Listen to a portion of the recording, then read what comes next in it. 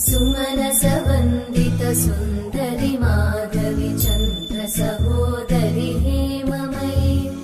मुनिगणवन्दित मोक्षप्रदायिनि मञ्जुळभाषिणि वेदनुते पङ्कजवासिनि देवसुपूजित सद्गुणवर्षिणि शान्तियुते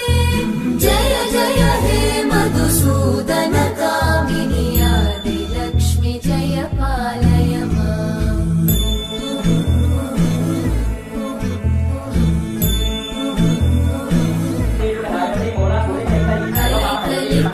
कलिकल्मषनाशिनि वैदिकरूपिणि वेदमयि